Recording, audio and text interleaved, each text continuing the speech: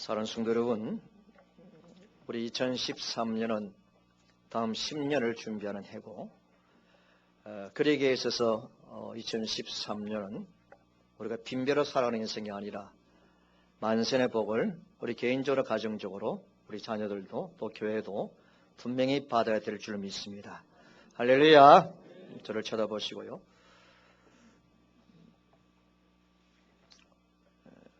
그래서 우리가 만선을 위해서는 천국에서 우리에게 내려주시는 영적인 비타민인 긍정과 순종을 날마다 기쁨으로 많이 받아 먹어야 될 줄 믿습니다. 이런 말씀을 지난 한 달 동안 말씀을 드렸습니다. 오늘은 이제 우리가 정말 만선의 복을 살려고 하면 하나님이 빼앗아가는 것이 없어야 되고요. 이런 도와주는 손길도 있어야 되지만 하나님께 막아주는 손길이 있어야 됩니다. 아무리 많이 도와주더라도 여러분들의 삶이 깨어지고 빼앗기고 잃어버리 무슨 소용이 있습니까? 그런 측면에서 오늘은 좀 실천적인 말씀들을 전하려고 합니다. 지난 주일날 태초에 뭐가 있었어요? 하나님이 있었습니까? 말씀이 있었습니까? 말씀입니다. 말씀이 뭐 됐습니까? 육신이 되셨습니다. 그래서 여러분 태초에 하나님이 있었다 말씀하지만 태초에 말씀이 있었다. 그러므로 하나님께서 말씀이고 말씀으로 천지 만물을 창조하신 것이죠. 자, 그러면 하나님과 우리의 기본적인 관계는 그분은 말씀하신 분이고 나는 듣는 분이에요. 믿습니까 여러분? 하나님과 우리의 관계는 아버지와 아들이지만 아버지와 아들이 계속해서 아름다운 교제를 이루어가려고 하면 말하는 것이 없는데요. 서로 주고받는 것이 없는데 법적으로는 아버지와 아들의 관계이지만 가정에서나 생활과 삶 속에서 서로 주고받는 것이 없는데 어떻게 가족 공동체를 이루어갈 수 있겠어요?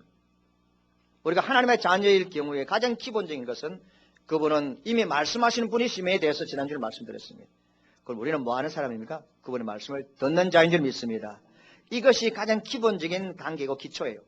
자, 그러니까 우리 그리스도의 가장 기초인 하나님 말씀의 권위를 인정하고 그리고 그 하나님 말씀을 듣는 자리에 머물 때만이 만선을 할 수가 있습니다.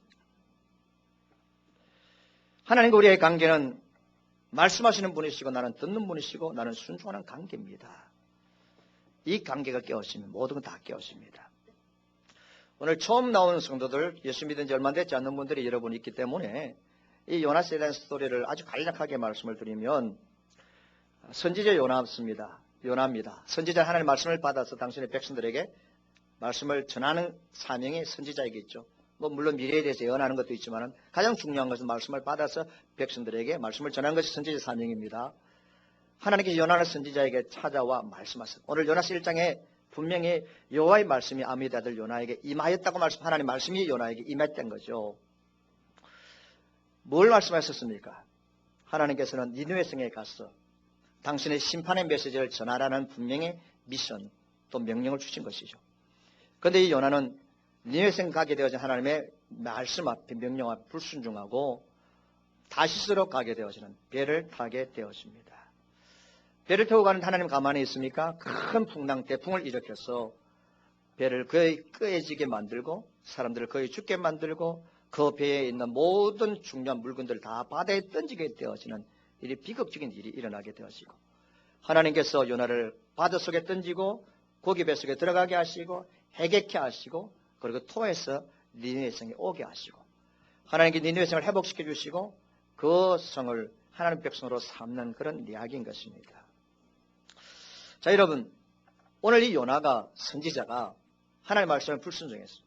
니느웨를 안 가고 다시스로 도망갔습니다. 도망갔다가 정확하겠죠. 자, 오늘 말씀해 보니까 요나가 여호와의 낯을 피했다. 여호와의 얼굴을 피했다라고 말씀합니다.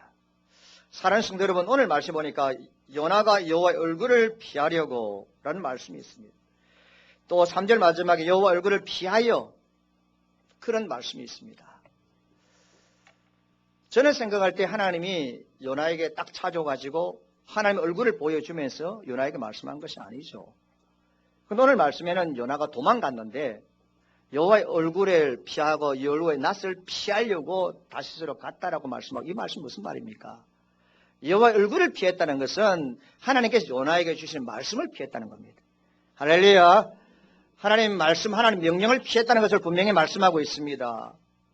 자, 하나님께서 요나에게 찾아오셔가지고 니느웨 성에 가서 심판의 메시지를 전하라는 말씀을 주셨는데 이 요나가 그 말씀을 제쳤습니다.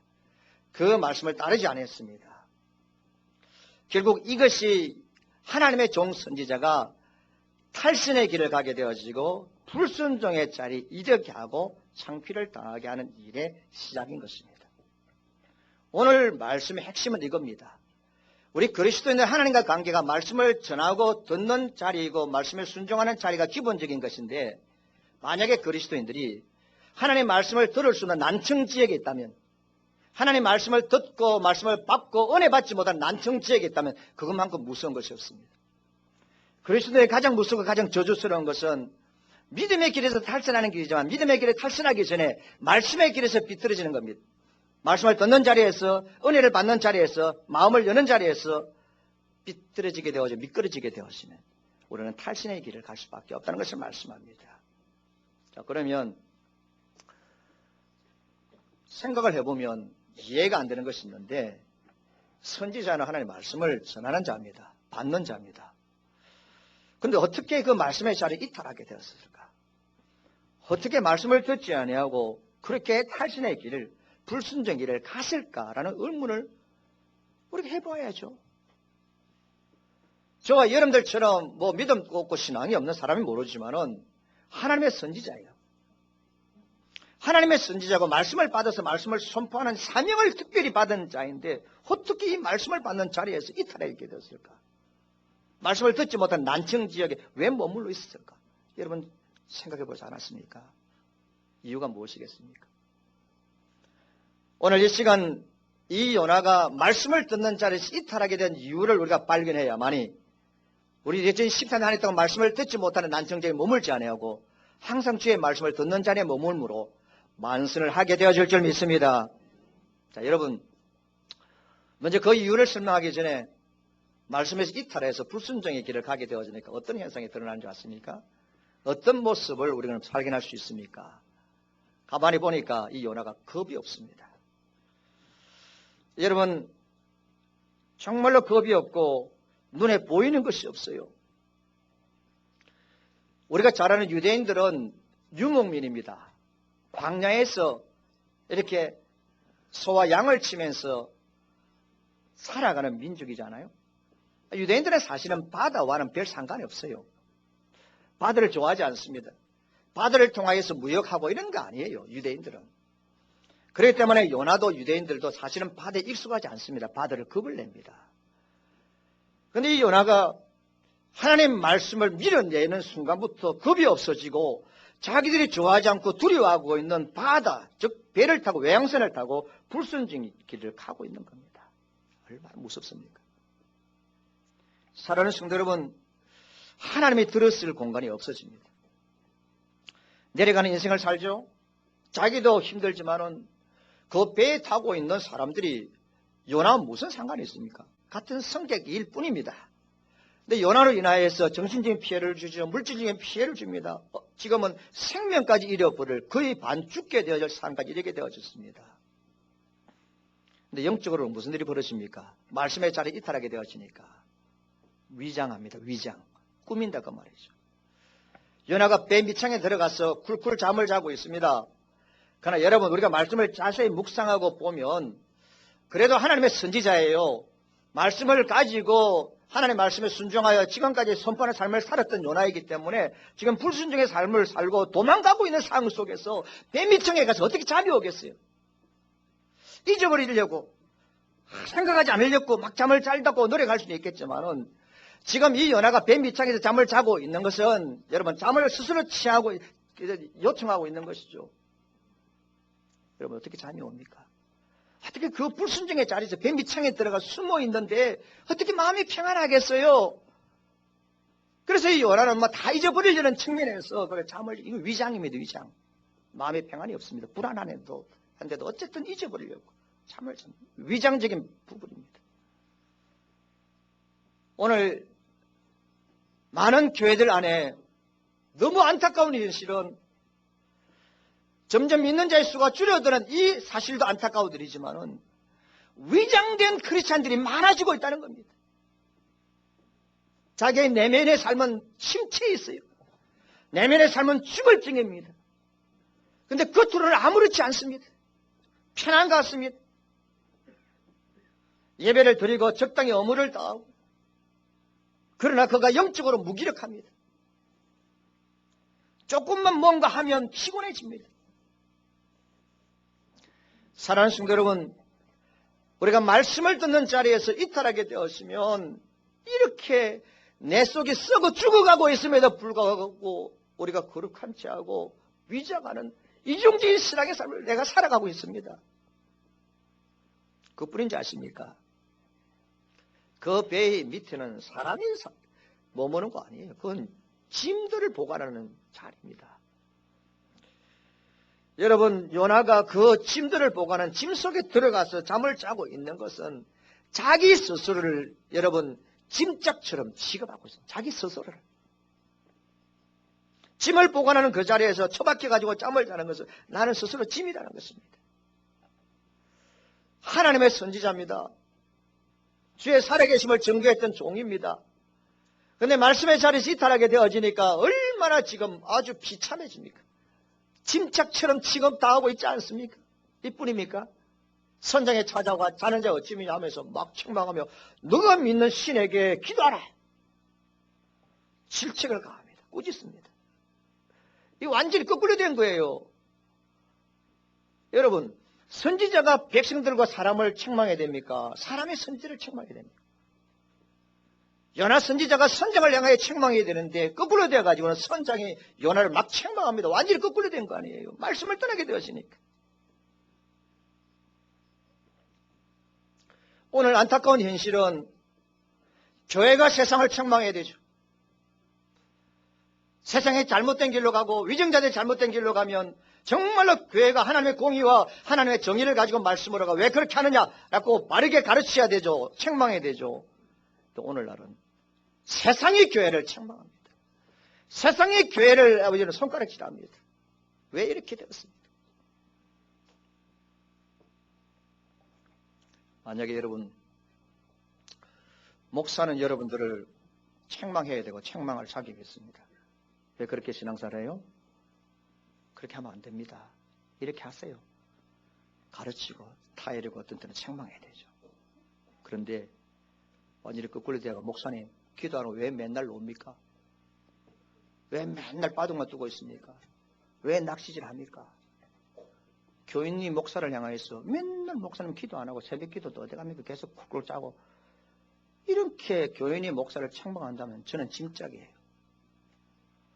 초신자들이 교회에 와서 처음 있는 신앙생활 중직자들 보고 이상하다. 저 사람들이 더 열심히 기도하고 더 봉사해야 되는데 내가 왜 이러지? 여러분 책망받으면 짐짝입니다. 부모가 자식들을 신앙으로 가르쳐야 되죠. 믿음으로 살 것에 대해서 깔끔하게 가르쳐야 되죠. 어느 날 자식이 아빠 오늘 주일 어디 갔어?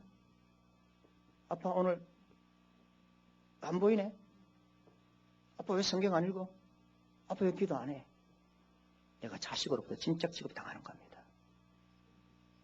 하나님의 선지자가 말씀을 떠나게 되어지니까 짐짝 취급을 당하는 겁니다. 이것이 남의 일입니까? 나의 일이, 우리의 일입니다. 성도 여러분, 우리 2013년 정말로 만선의 복을 누리려고 하면 우리 교회가 교회다움을 준비하는 한 해가 되려고 하면 우리가 머물 자리는 주의 말씀을 듣는 자리인 줄 믿습니다. 주의 말씀을 듣고 그대로 순종하고 따르는 그 지역에 머물시기를 주의 이름으로 축원합니다. 하나님과 영적으로 교통하고 통하는 지역에 벗어나면 안 됩니다. 짐짝 취급당하고 창피하고 잃어버릴 거 다 잃어버립니다. 하나님과 항상 영적으로 말씀으로 기도로 통화 가능한 지역에 머물시기를 주의 이름으로 축원합니다. 하나님 말씀을 내 마음에서 밀어내지 마세요. 밀어제치지 마시기를 바랍니다.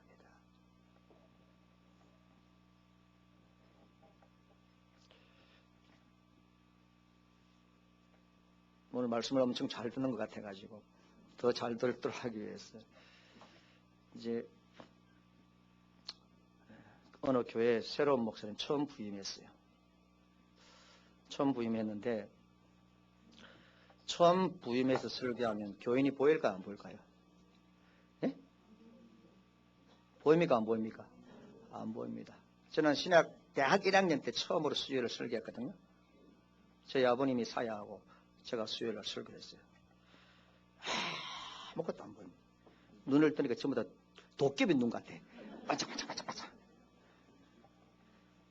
여러분 목사님이 청빙을 받아가지고 위임 목사로 왔는데 처음 교인들 설교를 하니까 얼마나 우리말로 하면 쫄이겠습니까? 그래서 목사님이 덜덜덜 떨면서 쳐다보려 하니까 무섭고 그러니까 이 원고를 들고 한 장씩 읽고 있는데 목소리 크게 나오겠어요?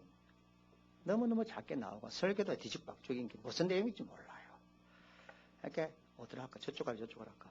저쪽에 있는 어느 교인이 목사님 설교 안 들려요? 안 들려요? 하는 거예요. 크게 하세요. 그러니까 목사님 그 소리를 들었거든요. 헛기침 한번 하고 막 크게 하려고 했는데 여전히 모기 소리고 여전히 그 이야기를 들으니까 더 불안하고 더 들리니까 더 들들들 떠는 거죠. 그러니까 이제는 저쪽에 있는 어떤 집사님이 목사님 제발 크게 하세요. 안 들립니다. 안 들립니다. 라고 하는 거죠. 그러니까 이 앞에 앉은 집사가 딱 일어서더만 뒤를 딱 쳐다봐요. 뒤에 앉은 게 다행인 줄 생각하라. 말씀 안 듣는 게 낫다. 그러나 우리는 말씀 듣는 게 나은 줄 믿습니다. 집중해서 들으니까. 어쨌든 저든 작든지 뭐든지 말씀 듣는 것이 복입니다. 자, 그러면 어떻게 해서 이렇게 불순종의 자리가 떨어졌을까? 그 이유가 무엇인가? 왜 하나님 명령과 뜻에 불순종하고 그 이유가 무엇인지 우리 알아야 되지 않겠어요? 첫째는 보면 우리 교사들 가운데 제가 자주 말씀드려요. 이 성경을 잘못 가르치는 교사가 있어요. 지금 우리 교회에 있는 사람은 아니고요. 자, 요나 이야기가 얼마나 재밌어요. 이 요나 이야기는 요놈의 나니까 나의 이야기입니다. 저의 이야기입니다. 사실 제가 1월 31일은 제가 생일이기도 하지만은 제가 신학교 대학 마지막 원서 날 제가 원서 가지고 간 날이에요. 그렇기 때문에 요나서를 읽을 때마다 설교할 때마다 요놈의 요나가 요놈의 나다. 뭘 하다가 이래야 되는지 모르겠는데 자 요나서에 대해서 이야기를 하면서 어린이 여러분 안녕하세요 뭐 하면서 요나가 있잖아요. 처음에 하나님부터 선지자로 부름을 받았는데요. 처음 부름 받았는데 하나님께서 요나에게 너무나도 엄청난 사명을 주셨는데 니네를 가라고 했어요. 그런데 처음 사명을 받은 요나이기 때문에 너무 힘들고 무서워가지고 다시 쓰러 갔어요. 애나 꽃감을. 이게 맞는 설교예요? 여러분들도 맞는지 틀린지 모르고 있어요 지금. 오늘 하나님께서 요나에게 찾아와서 말씀하신 이 장면은 처음에 선지자로 부름을 받을 때에 주신 사명이 아니고요. 지금까지 구약성경 읽어보면 요나가 사역을 잘 하고 있었습니다. 하나님의 선지자 사역을 하고 있는 중에 있는데 이번에는 하나님이 요나에게 말씀을 찾아 임하여 주셔서 니느웨를 가라는 새로운 미션과 명령을 주신 것입니다. 이제 그렇나라고 속으로 생각하는 교사들이 있을지 모르는데 자 무슨 말이냐면 요나가 과거에 농띠였느냐? 사역을 안 했느냐? 불순종했는 거 아니에요. 하나님의 사역을 열심히 했던 선지자입니다. 근데 오늘은 하나님의 자격을 요구하시는 것을 가만히 들어보니까 아닌 거죠. 그래서 오늘 불순종하고 말씀의 자리에서 떠나버리는 겁니다.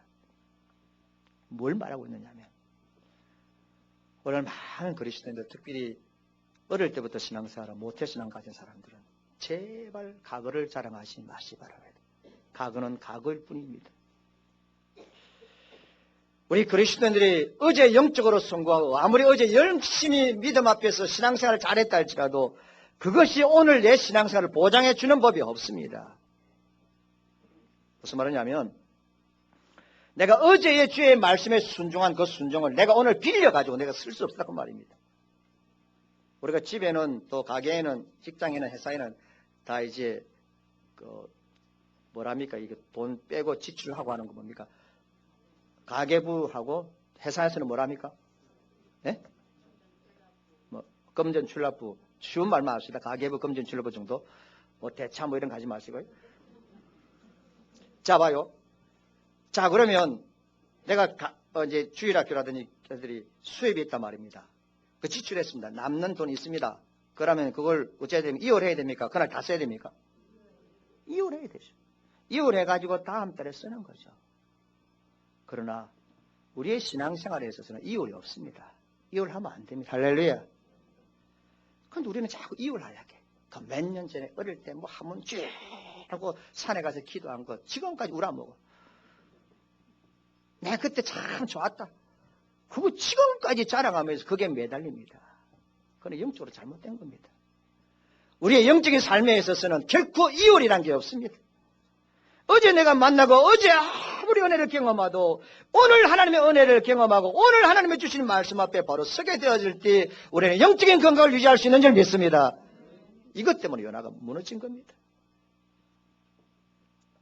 사랑하는 성도 여러분, 그러므로 신앙생활은 항상 현재행입니다.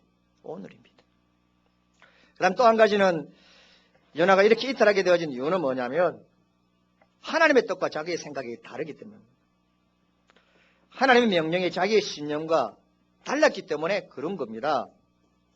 니느웨라는 것은 아수르 나라의 수도입니다.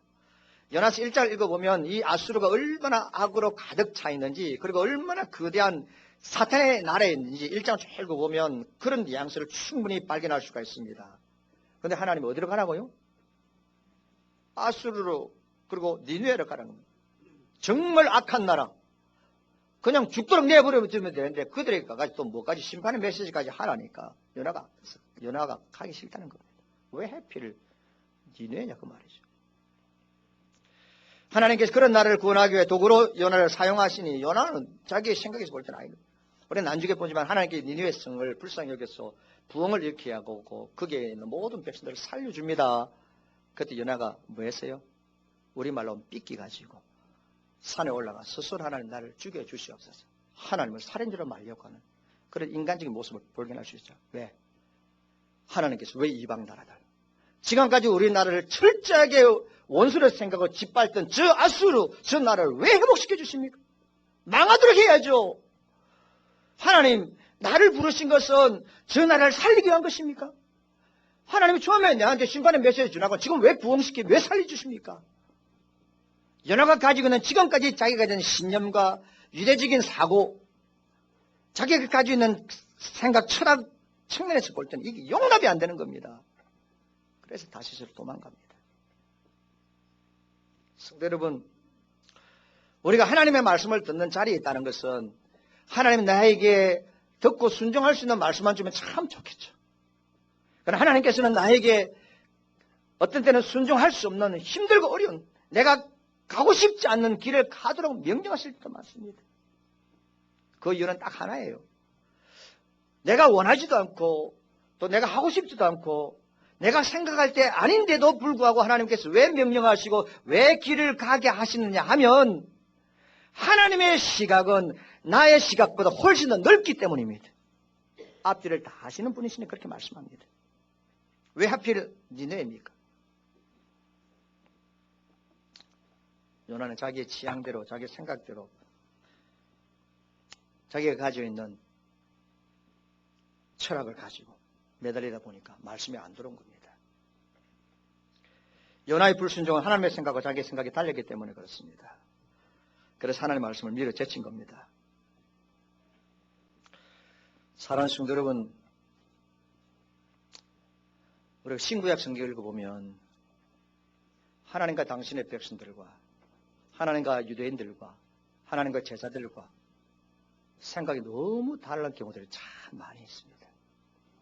하나님은 예수를 통한 메시지를 통하여 세상을 구원하려고 하는데 유대인들은 지금까지도 자기들이 말하고 있는 그 메시지를 기다리고 있어요. 예수님께 제자들 데리고 훈련시켰지만 예수님이 십자가에 돌아가시는 그 시간까지 제자들과 예수님의 생각은 달랐습니다. 예수님은 하나님 나라를 준비했습니다.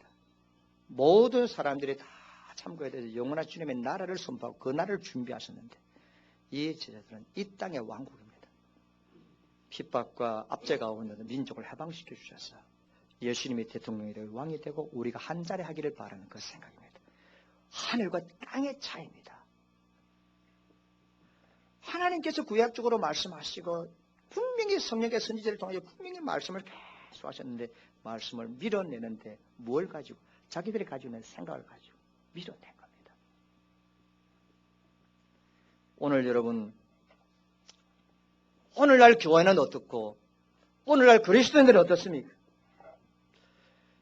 여러분, 내가 개인적으로 하나님의 말씀을 밀어내는 것도 무슨 일이에요. 그러나 교인들이 집단적으로, 아니 교회가 집단적으로 하나님의 말씀을 밀어제치고 하나님의 뜻을 따르지 않으려고 하는 경우들이 많이 생기고 있습니다. 예를 들면 예수님께서 베드로의 믿음이라는 고백 위에 교회를 세우셨습니다. 그런데 그 말씀을 자세히 읽어보면 키가 있습니다. 예수님께서 어떤 교회를 세우겠느냐 라고 말씀했을 때 뭐 꿈이 있는 교회, 뭐 기쁨이 있는 교회, 그게 아니고요.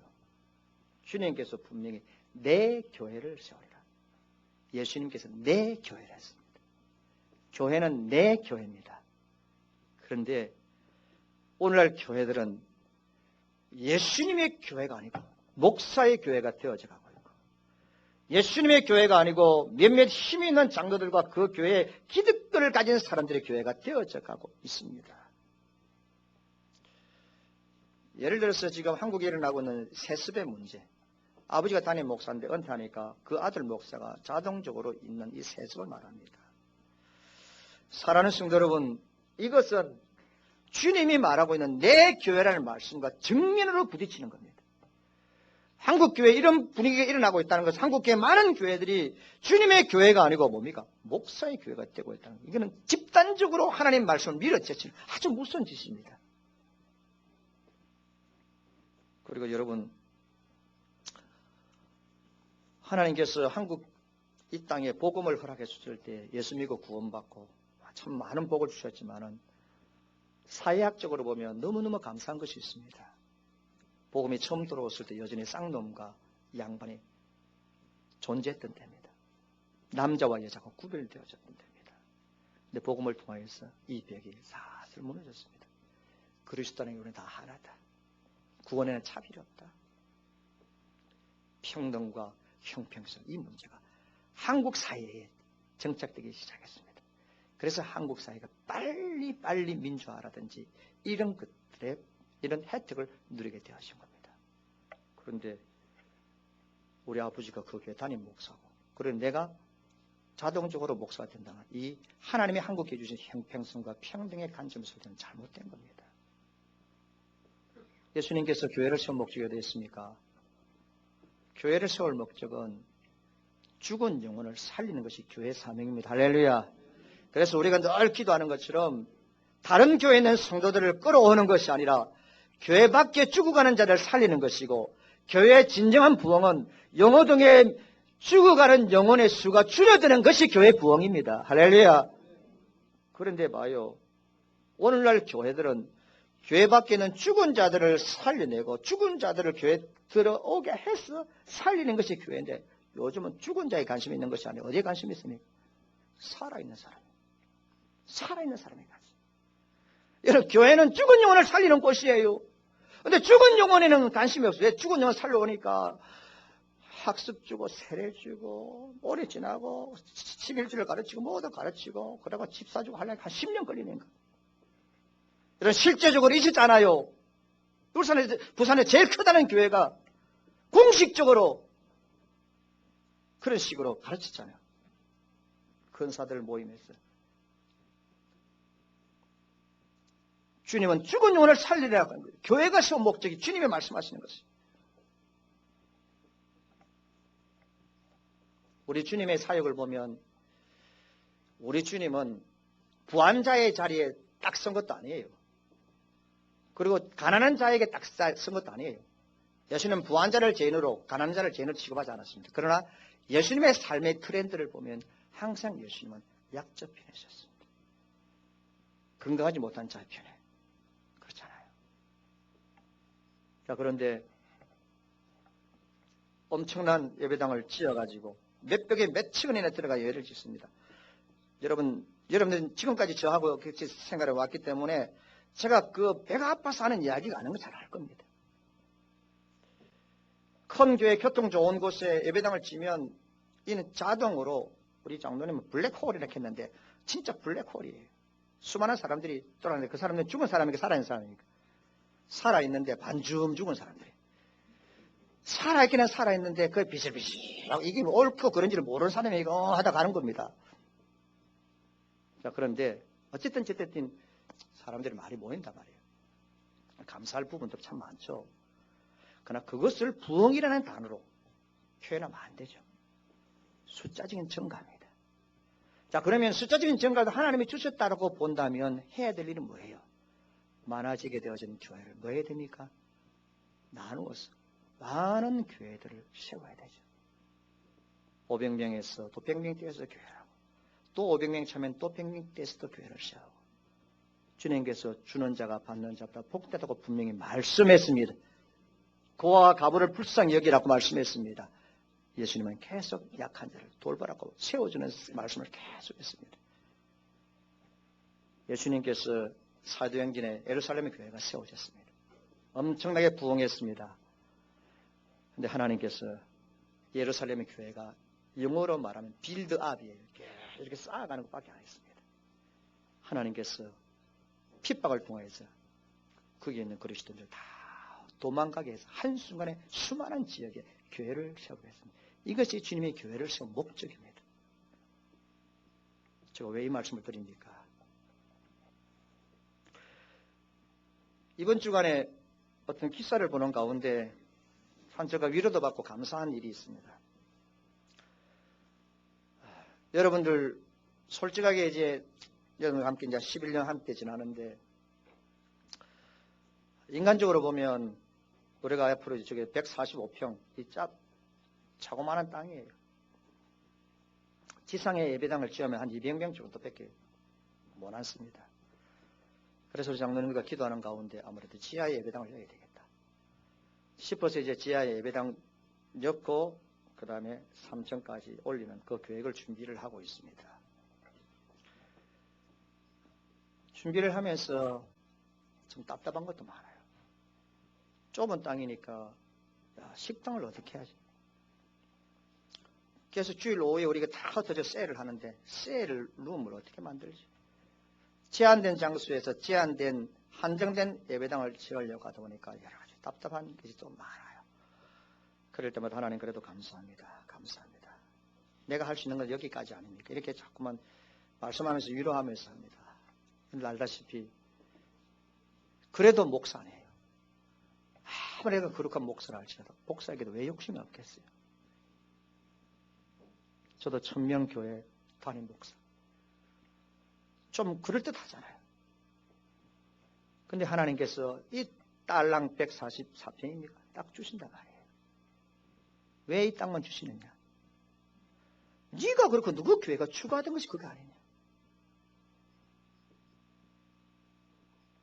그런데 놀라운 것은 집사님에게 이야기를 들어보니까 지하에 한 400명 정도 앉는데요. 그러면 막 오늘같이 앉을 자리가 없어가지고 막 이런 자리 의자를 막 가져오는 상처럼 그렇게 하면 한 450에서 500명 앉아줄 것 같아요.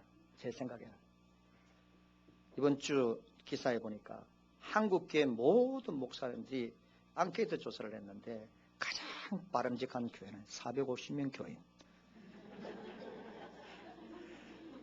그걸 보니까 야 나는 가장 바람직한 교회, 바람직한 목사구나. 얼마나 위로가 되는지. 근데 그걸 알고 있는데 우리 장로님 한 분은 목사님. 자기도 그 기사를 봤대. 그렇게 해서 우리가 400명, 450명 모이는 교회 그냥 지었는 것으로 끝나는 거 아니잖아요.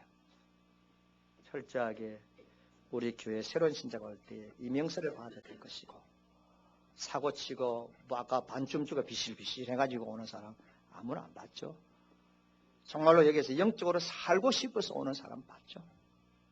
그러면 그렇게 해서 살아있는 반쯤 죽어 있는 사람이라 오더라도 그래서 교회가 숫자적으로 또 새신자 처음 죽은 영혼 살아있는 이렇게 해서 교회가 좀 성장하면 우리가 힘들지만은 이제 우리가 카자흐스탄도 교회를 세우고 캄보디아도 교회를 세우고 이제 우리가 교회도 건축하게 됩니다. 다음 해야 될 일이 뭡니까? 교회를 분리하는 거죠. 주님이 원하시는 거 아니겠습니까? 그런데 오늘날 지금은 이 자본주의 생각에 교회 너무 많이 들어가가지고 목사도 그렇고 교회 전체가 하나님의 말씀을 밀어내고 있습니다. 제치고 있습니다. 너무 홍보하는 것 같은데 무슨 말입니까? 우리가 하나님의 뜻과 하나님의 생각과 상관없는 그런 삶을 살면 안 됩니다. 오늘 우리가 교회 생활하면서 이 요나처럼 자기 경험과 자기 주관, 자기 사상의 벽을 가지고 신앙생활하면 안 됩니다. 여러분, 주님이 가장 사용하시기 싫어하는 사람이 있습니다. 기도 안 하는 사람 아니에요. 믿음 없는 사람 아니에요. 정말로 주님이 가장 사용하기 힘들어하신 분은 자기 주관과 고집에 완전히 사로잡혀 있는 자입니다. 말씀 앞에서 내려놓지 않는 겁니다. 요나는 자기가 가지고 있는 선민 사상과 맞지 않는 겁니다. 얼마나 자기 중심적인 사고입니까? 오늘 요나가 불순종의 길을 가게 되어지는 일은 정확하게 이야기하면 하나님의 말씀이냐 자기의 개인적인 신념이냐 이겁니다. 하나님의 말씀을 선택하지 않고 자기의 신념을 선택한 겁니다. 내 힘이 들어 신앙생활 하지 마세요. 뭔가 마음에 들고 기분 좋으면 찢어지면 다 할 것 같아요. 오늘 이 요나가 기분이 좋으면 구원의 여호와 하나님의 수로 다 막 날립니다. 마음이 좀 언짢으면 안 하겠다. 심지어 하나님께서 내 죽여주시오. 기분 들어합니다. 아주 점잖은 목사님이 계시는데 이분은 법을 너무너무 잘하는 분입니다. 말도 천천히 하는 분이에요. 하목사라는 하목사 이런 분이에요. 차를 같이 타고 가는데 한 30년 이제 담임 목사의 사역을 했는데 이분이 하시는 말씀이 허허 하면서 내가 한 번씩 우리 교인들에게 따라하라는 건 너 당신들 알려 하니까 뭡니까? 노하우 하면 가르칠 수 하니까 한 번씩 교인들에게 이렇게 말합니다. 1분 광고 시간인데 교회 생활에서 삐끼면 지 손해다. 그런 말을 한대요. 그리고 가만히 들어보니까 내가 가정에서도 내가 삐끼니까 내가 손해라. 밥도 못 얻어 먹고 내가 스스로 집 나가야 되고 신앙생활도 마찬가지입니다. 내가 삐끼고 내가 스스로 내 감정과 생각에 사로잡히면 나도 모르게 말씀에서 떨어집니다. 노력하려고 해도 돌아갈 수가 없습니다. 사랑하는 성도 여러분, 오늘 우리는 사명을 위한 모험이냐 생존을 위한 안정이냐 이건 문제입니다. 세 번째는 니느웨는 선교적 사명의 길이라면 다시서는 생존을 위한 안정의 길이죠. 요나는 생존을 위한 안전의 길을 선택했습니다. 어떻습니까? 우리는 신앙의 길입니까? 아니면 세속의 길입니까? 생명을 거는 모험적인 신앙을 좀 하려고 합니까? 아니면 어쨌든 안일주의로 어쨌든 편하게 귀찮고 힘들고 안 하려고 합니까? 적어도 나는 우리 교회에 들어온 성도는 예수를 다 만났다고 믿습니다. 할렐루야. 예수를 만나 하나님의 자녀가 되었다는 것은 빼도 박도 못합니다. 우리는 십자가의 길을 가야 합니다. 넓은 길을 가도 보다는 좁은 길을 가야 됩니다. 세상 속의 삶을 살아가지만 그래도 어쨌든 우리는 그때마다 힘들고 어렵지만 주님이 원하시는 좁은 길을 가려고 결단해야 됩니다. 내가 하나님의 자녀이기 때문에. 그건 오늘날 교인들, 현대인들 쉽게 요나처럼 쉬운 길을 선택하려고 하죠. 건축한다는 이야기 들리면 절대 거기에 안 가죠. 기존 신자 이런저런 이유를 다 교회를 떠납니다. 상가가 개척교회 더 안 갑니다. 부담 때문에.